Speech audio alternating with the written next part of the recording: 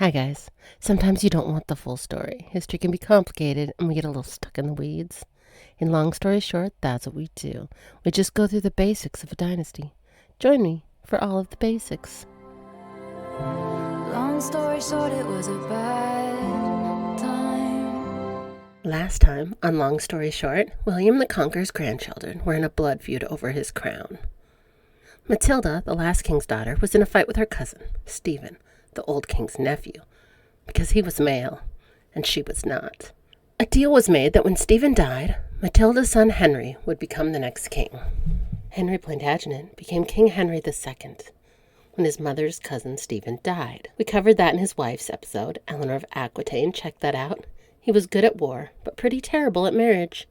He was attractive, barrel-chested, and of average height. He reminded people of his great-grandfather, William the Conqueror. He also imprisoned his own wife. Charming. They had 8 children, 5 sons and 3 daughters. The daughters were Matilda, who married the Duke of Saxony. They had 4 children. Her husband was 27 years older than her. He was a married man before she was even born. Eleanor married the King of Castile at the age of 9. Her husband was 15. They had 12 children. Her husband died after 44 years of marriage, and she was reportedly so heartbroken she couldn't preside over the burial. Her daughter filled in for her grieving mother. The youngest sister, Joan, was married at 12 to the 24-year-old King of Sicily. He died after 12 years of marriage, and they had no surviving children. Joan was a widow at 24. So she married again at the age of about 31 to Count Raymond, 33. She was his third of 5 wives. They had 3 children, and she died in childbirth at the age of just 33. Now for the sons of King Henry and Eleanor of Aquitaine. There were 5. It is likely you have heard of at least 2 of them. The most famous sons are sons numbers 3 and 5. Their oldest son, named William, he died at the age of around 2 or 3 after suffering a seizure. Their second son was named Henry, like his father. He was crowned co-king with his father and known as Henry the Young King until he rebelled with his younger brothers, his mother, and his mother's ex-husband, the King of France. King Henry shut that shit down. He imprisoned his wife and kept his sons on short leashes after that. The young King Henry died at 28 of dysentery after pillaging monasteries for war funds against his father. Their third son is someone you may know of. His name was Richard. Some would later call him Richard the Lionheart, King Richard I after his father died. You may have seen him in any number of Robin Hood stories. He's the good King Richard, off on crusade while Robin Hood fought with his annoying little brother, Prince John. He did like crusading. It was kind of his main thing. He offered to sell London to raise his crusade funds. He was captured on one crusade and wrote sad poetry when England couldn't afford his ransom because he had spent all the English money on crusading. Eventually, he was ransomed back home, only to die from a crossbow wound that had gone gangrenous. That is a story for another time. But that crossbow was fired by a child, a boy who was angry at the king for the death of his father. The fourth son was named Geoffrey. He died at about 27, either from being trampled at a tournament or from chest pains. We aren't sure which story is accurate. It was a very long time ago. Son number 5 is also someone you've probably heard of. His name was John, the infamous Prince John of Robin Hood tales. Prince John became King John after the death of his older brother. King John the first and last. He wasn't popular. He probably disappeared his own nephew to become king. And he didn't do a great job. Even the nobles were fed up with him. They came up with a Magna Carta to put a leash on this unpopular king. He had beef with just about everyone. The Scots, the French, and his own people. Then, just as he was about to lose England, probably for good, to either the Scottish or the French, he died of dysentery, and that was the first and final King John of England. King John, the one-hit wonder. John had been married twice, both times to young girls named Isabella. He had no children with his first wife, Isabella, but with his second wife, Isabella, he had 5 children. 2 boys, 3 girls. Their daughters were Joan, Isabella, and Eleanor. Joan's mother, the second Queen Isabella, had been meant to marry Hugh IX before she was scooped up by King John. So as compensation, John offered his eldest daughter to Hugh IX's son, Hugh X.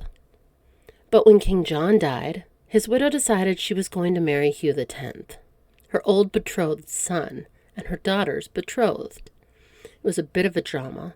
Let me know if you want that story. I think it would make a fantastic movie. So Joan married the King of Scots instead, becoming the Queen Consort of Scotland. I'd like to say she dodged a bullet, but this marriage wasn't a happy one either, and Joan fled back to England, dying in the arms of her older brothers. The middle daughter was named Isabella. She was a solo artist, asking her brother for her own private residence away from court, until the twice-widowed Holy Roman Emperor asked for her hand. She became the Holy Roman Empress at 21. She died in childbirth about 6 years later, giving birth to her only surviving child, Margaret. The youngest daughter, Eleanor, never met her father. He was away at war and then died when she was barely a year old. She was married at 9 to 34-year-old William Marshall.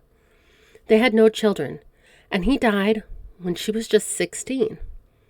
At 23, she fell in love with Simon de Montfort, 30. Her brother, the now King Henry III, later said he only agreed to the marriage because Simon de Montfort had seduced his sister. Then there was a second Barons' War. Remember the Magna Carta? Well, they weren't thrilled with that king's son. Eleanor's husband, Simon, became de facto ruler of England. But things went wrong for them, and Simon and his son were executed. Eleanor fled to exile in France, where she became a nun, because that was every noblewoman's plan B. Now for King John's sons. His eldest was named Henry. Prince Henry became King Henry III at the age of barely 9 years old, when his father died of dysentery. Henry had to recover from his father's disastrous reputation. He was the son of the awful Prince John from Robin Hood. The tides eventually turned, and King Henry got control. This is the time that England decided it needed a parliament. They needed a backup, some checks for the king. They weren't going to go down that King John road again. King Henry III was very pious, Catholic pious. During this time, Jews belonged to the crown as property. King Henry worked against the building of synagogues and decided the Jews needed to wear badges identifying themselves. Othering people, then forcing them to publicly identify themselves, doesn't ever end well. King Henry married at the ripe old age of 29 to 13-year-old Eleanor of Provence. I hate it here. They started their family about 3 years later, when 32-year-old King Henry and his 16-year-old wife started their family. They had 5 children, 2 boys and 3 girls. The eldest daughter was Margaret, who followed in her aunt's footsteps as the unhappy Queen of Scots. She has an episode, if you want more on her story. Their middle daughter was Beatrice. She became the Countess of Richmond and had 6 children. The youngest daughter was Catherine. She had few friends in her childhood, so her father, the king, had a deer captured for her to play with. She was frail and died when she was just 3. Now for his sons. The heir, Prince Edward, became King Edward I. You may know him by his nickname, Hammer of the Scots. This was the first Anglo-Saxon name to be used for the English heir since the Norman conquest. He was likely named in honor of Edward the Confessor. But this Edward would be less pious and more Hammer of the Scots. His younger brother Edmund, also an Anglo-Saxon name, was a perfectly acceptable spare. He was loyal to his brother, the king. He assisted with war. Later, when there was beef with France, the brothers stuck together.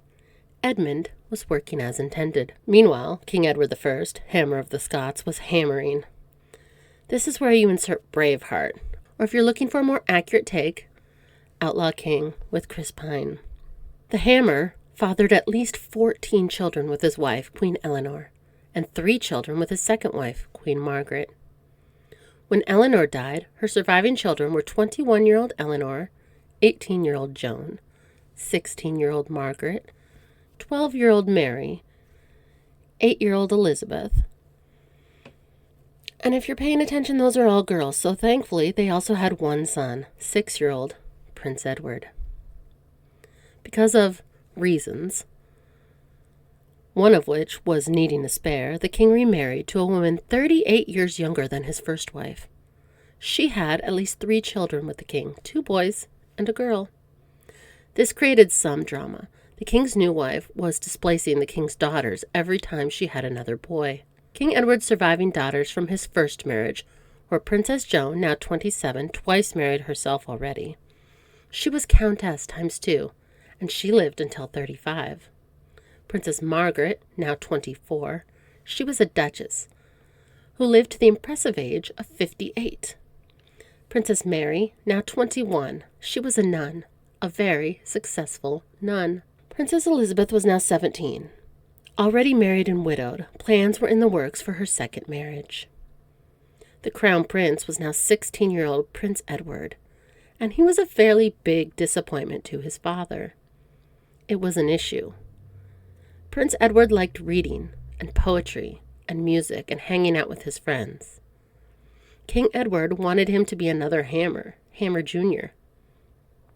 So King Edward filled his teenage son's household with strong, attractive, militant young men. The exact kind of man King Edward wanted his son to be. It appears Prince Edward may have fallen in love with at least one of these young men. They didn't admit to it at the time, of course. That was too dangerous. But they did seem to many unnaturally close for the time. King Hammer of the Scots banished this young man, Piers Gaveston, a number of times, but also kept bringing him back. The king was having trouble relating to his softer, more thoughtful son. He was a party boy, and the Hammer was unimpressed. The new queen was just 5 years older than Prince Edward. She seemed to have acted as a go-between between her husband and his disappointing son. The new queen, Margaret of France, had a baby right away, a son, a spare, Prince Thomas.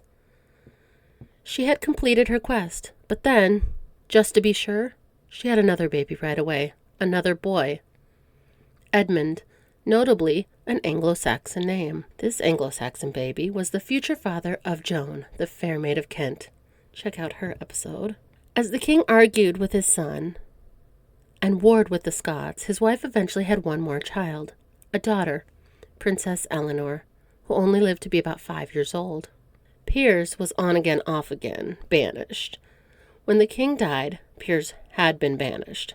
His dying wish, do not allow Piers back inside the kingdom. Prince Edward became King Edward II and immediately called Piers back. Exile was over. King Edward married a French princess, a child, who he was reportedly kind to and treated her like a younger sister. Piers was also married to a young heiress, and the king and Piers just continued living their best lives together. Piers ended up fathering at least 2 children with at least 2 women, but spent most of his free time with his best friend, the king, Queen Isabella from France. She was now 16 and pregnant. But the barons were angry again. They didn't like how much power Piers had. The teenage queen had begged her husband to banish Piers to make the barons happy, and he had refused. Now the king was on the run from his own men, with Piers and part of the royal treasury in tow. And pregnant Queen Isabella was chasing after the duo. That whole story is in Isabella of France's episode, my very first episode. So this run ended badly with Piers' death, and then Piers' brother-in-law, Hugh Despenser, saw the king needed a new best friend, and he just slid right into that role. But instead of being loyal to the king, Hugh was almost certainly in it for the power. But the king was all in. He was loyal to Hugh, and that just caused all kinds of problems, because Hugh seemed only loyal to himself. Queen Isabella had 4 children, 2 boys and 2 girls. When the king removed their children from her care, it was the last straw. Along with her brother, the King of France, she staged a coup, dethroning her husband, crowning her son, and gaining a royal boyfriend, Roger Mortimer. Queen Isabella and Roger Mortimer entered their ruler's era. But then, King Edward grew up. He wanted to rule, and his mother wasn't allowing that. King Edward had his mother's boyfriend executed, and his mother was forcibly retired to the country. For our timeline, this is where you would enter The Knight's Tale. This king was the king at the time of that movie. King Edward was married to Queen Philippa, now a pregnant teenager. They became who you think of as kings and queens and knights. He jousted and warred. She was pregnant most of the time. They had at least 13 children. Their daughters included Isabella, Countess of Bedford. Isabella remained unmarried until she was 33. Impressive for the time. Multiple betrothals were arranged, but never went through. Once 5 ships were sent from Gascony to retrieve her for a marriage. They ended up returning empty-handed when Isabella changed her mind and wouldn't board the ships. And I kind of love that for her. She fell in love and married at 33. She had 2 daughters and died at around 50. Princess Joan, she was off on an adventure to marry the Crown Prince of Castile at 14. She was going to be the Queen of Castile until she died of the plague. Later, her betrothed would flee his kingdom, seeking refuge with her brother. Princess Blanche died shortly after her birth. Princess Mary was married at 16 to a 21-year-old duke. 2 months later, Mary developed some kind of sleeping illness. She couldn't be roused, and she died. And then there's Princess Margaret. She was married at 13 to a noble boy named John that she had grown up with. He was a year younger than her, and their mothers were friends. She too died young, living until only 15. Now for the sons. William, Thomas, and another William all died young, as babies. Surviving were their 5 brothers. The oldest was Edward, the Black Prince. He has a cameo in A Knight's Tale. That is how I can place who was king. He was a tournament heartthrob. He was winning and charming and single, and the Prince of Wales. The second brother was Lionel. He was the spare. They trained him to be a spare. When his father and older brother were away at war, he was left with his mother back in the kingdom to run it, safe in the hands of the king's advisors. The middle brother of middle brothers was Prince John of Gaunt, and I feel like he really leaned into that personality. The fourth brother was Edmund, because Anglo-Saxon names were back in fashion after 300 years. He was a 4th son, so he wasn't likely to ever become king. He kind of leaned into the military like his older brothers. And the baby, Thomas. He was 14 years younger than his next older brother, and nearly 25 years younger than his older brother, Edward the Black Prince. Lionel, the spare, was married twice and had 1 daughter, Philippa, named after his mother. I did an episode on him over on Patreon. So long story short, he died just before he turned 30, possibly poisoned by his father-in-law. The oldest son, Edward the Black Prince, had finally settled down. He married his father's cousin, who had grown up in the royal nursery with him. That's a whole story. Check out my episode on Joan, the Fair Maid of Kent. So Prince Edward had 2 sons, but one died young. Then he got ill, something dysentery, but it lingered longer than it should have, so we don't know for sure. Long dysentery? It lingered for a couple of years.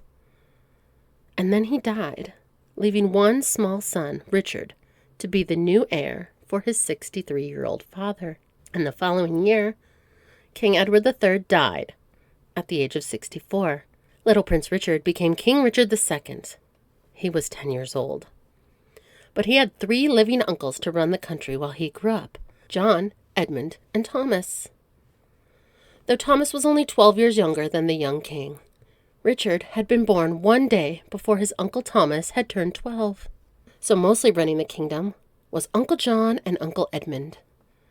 And Uncle John especially was increasingly unpopular. At one point, the peasants revolted and sacked the Tower of London. The only time the tower's been sacked.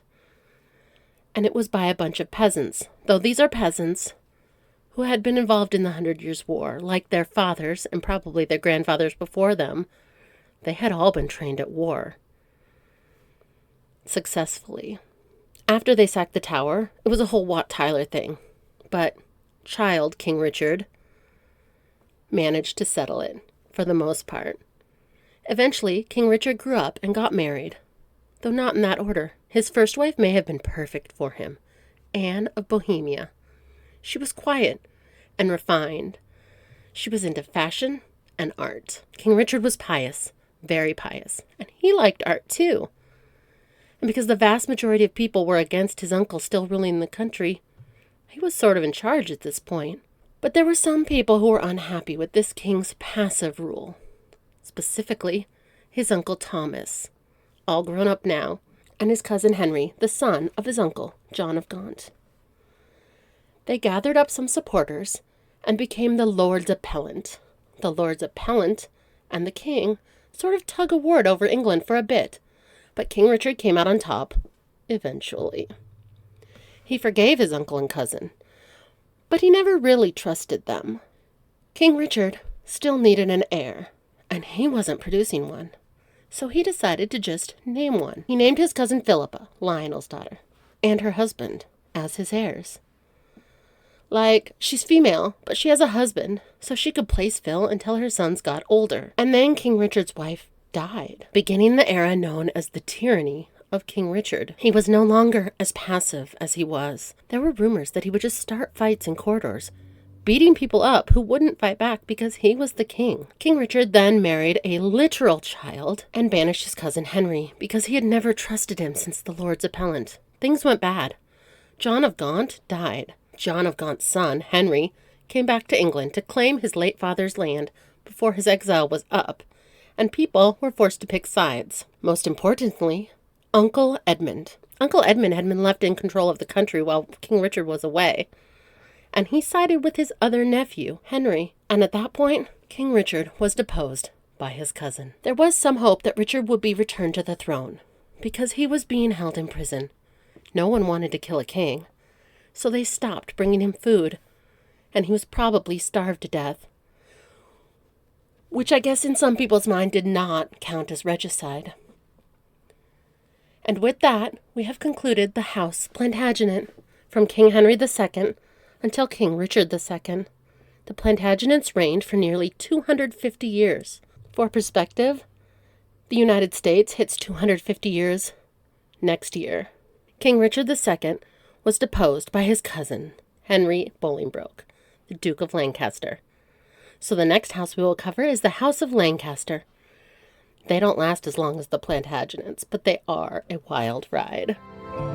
Long story short, I survived.